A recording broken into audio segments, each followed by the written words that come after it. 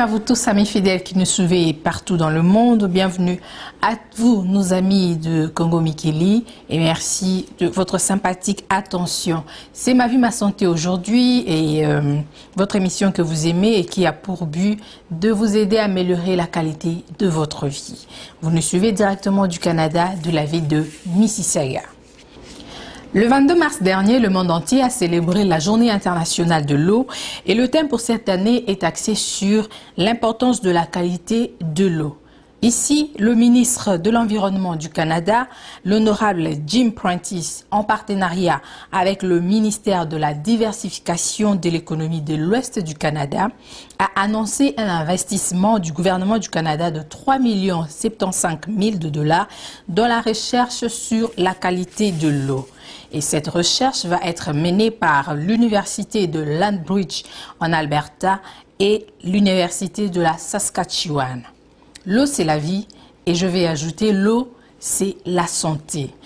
Malheureusement, beaucoup de gens continuent de mourir en République démocratique du Congo des maladies causées par la mauvaise qualité d'eau. La majorité de la population n'a toujours pas accès à l'eau potable. Et pourtant, j'ai dit bien, et pourtant, le fleuve Congo est le deuxième fleuve au monde après l'Amazone. Pour son débit, il est aussi le plus long fleuve d'Afrique après le Nil avec 4320 km. Allez-y comprendre quelque chose.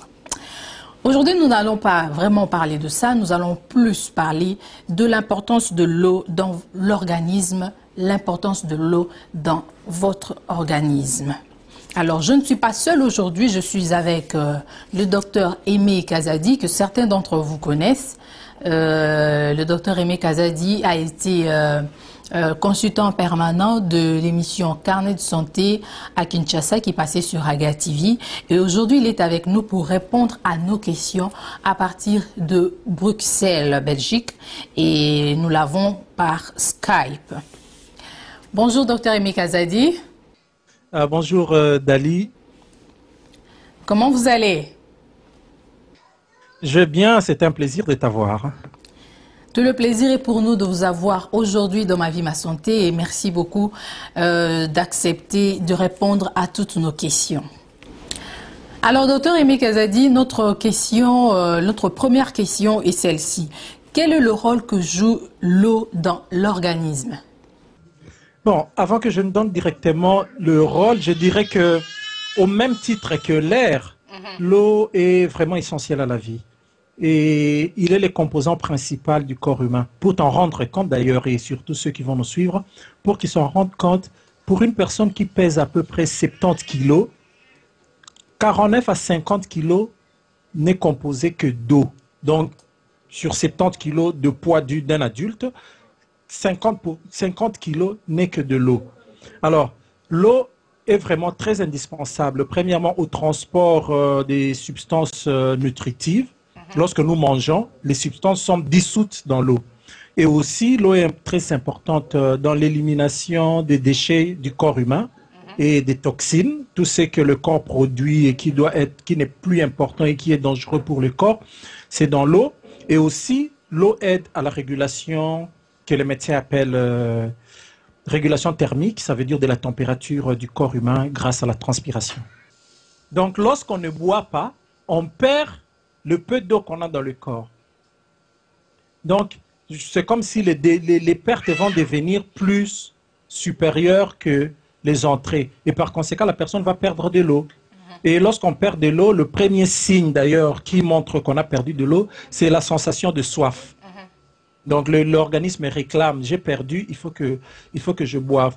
Donc, par conséquent, les cellules du corps qui composent le corps humain ne vont pas bien fonctionner. On aura des fortes concentrations de sels, parce que les sels sont toujours dissous dans l'eau.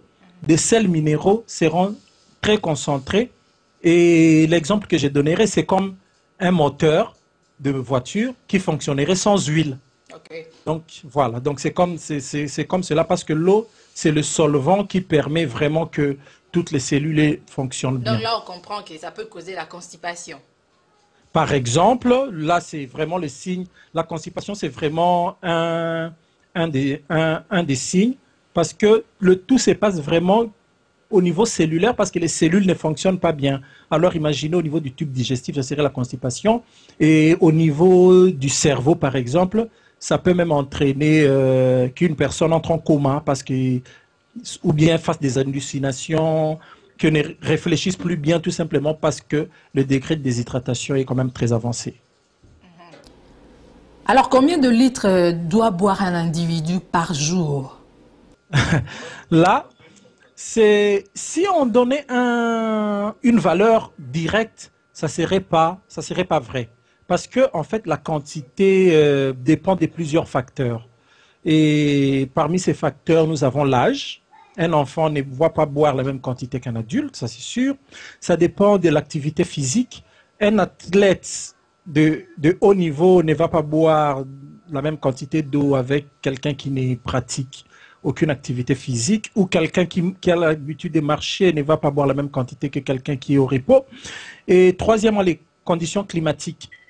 Et on sait bien que lorsqu'il fait très chaud, on ne va pas boire la même quantité que lorsqu'il fait très froid et vice-versa. Et aussi en cas de certaines maladies. Imaginons qu'une personne fait la fièvre, une personne fait la diarrhée ou a des vomissements. Effectivement, il va prendre des quantités différentes. Voilà. Mais là, c'est en général. Mais je peux donner... En moyenne, alors? Oui, je donne le principe. Donc, le principe par rapport à ça, c'est les entrées doivent être égales aux sorties. Et chez l'adulte normal, je prends toujours l'exemple de l'adulte, les sorties sont à peu près de 2 à 3 litres. Donc, si on compense par 2 à 3 litres par jour, c'est déjà la quantité moyenne qu'une personne peut prendre, effectivement, en tenant compte de ce que nous avons cité avant, l'âge, l'activité physique, les conditions climatiques et certaines maladies. Vous avez dit 2 à 3 litres par jour. C'est combien de verres ou combien de bouteilles d'eau? Parce qu'il y a certaines personnes qui achètent des bouteilles d'eau. Non, on n'a pas vraiment à mesurer. Bon, on peut dire une bouteille et demie, suivant ce qu'on prend. Bon, la grosse bouteille, parce que la grosse bouteille, il y a des bouteilles de 1 litre et des bouteilles de 1 litre et demi. Okay. Mais ce que je voulais ajouter, c'est qu'il ne faut pas oublier que nous prenons aussi de l'eau dans nos aliments. Parce que lorsqu'on mange les aliments, on prend une bouillie, on prend les céréales le matin avec le lait. Tout ça, ça contient de l'eau. Donc, c'est dans les 2 à 3 litres, il y a aussi l'eau qui est dans les aliments, il y a aussi l'eau qui est dans les jus et dans toutes les boissons. Donc, tout ça, ça fait partie de la quantité d'eau qu'une personne a besoin. Alors, docteur Emé, que pensez-vous de ces personnes qui boivent plus de jus, plus de thé, plus de café que de l'eau? Voilà. Ce que je dirais, c'est que l'eau, c'est vraiment, je peux dire, la boisson physiologique. Vraiment très importante. Très importante. Donc, on ne peut pas substituer l'eau avec autre chose. Bien que dans ces boissons, dans du jus par exemple, il y a toujours une très grande quantité d'eau. Mais ce que je veux dire ici, c'est plutôt par rapport à certaines boissons comme le thé ou le café. Parce que c'est parmi les boissons les plus consommées. Ce qu'il y a, c'est qu'il y a des composantes qui sont dans le thé et le café qui ont des propriétés que le médecin appelle diurétiques. Ça veut dire que ça fait beaucoup uriner. Ça fait perdre de l'eau à partir des urines. Donc, ça veut dire quoi? Vous allez prendre, lorsque vous prenez une même quantité de thé et une autre personne qui prend une même quantité d'eau, la personne qui a pris le thé va plus uriner. Or, comme j'avais dit, plus vous urinez, plus vous perdez de l'eau et plus vous aurez soif. Donc, ça ne peut pas complètement remplacer ça. Donc, vous aurez soif et ça va vous amener à beaucoup boire. Tout simplement parce que vous avez utilisé, par exemple, dans le thé, dans le café, il y a la caféine, il y a la théine qui ont des propriétés que le médecin appelle diurétiques. Voilà. Vous êtes pédiatre et à quel âge un nouveau-né doit commencer à boire de l'eau? Oh, là, c'est vraiment une question très intéressante. C'est que je vais plutôt dire, c'est ceci.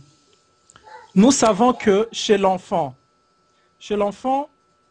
l'apport en eau est directement lié avec l'apport en aliments. Donc, un enfant qui prend du lait, vous voyez que dans le lait, c'est près de 99% d'eau. Donc, il prend effectivement beaucoup d'eau. Donc, ça ne sert pas pour un enfant qui est nourri exclusivement au sein jusqu'à 6 mois, par exemple, ce qui est d'ailleurs recommandé. Un tel enfant n'a pas besoin d'un supplément d'eau.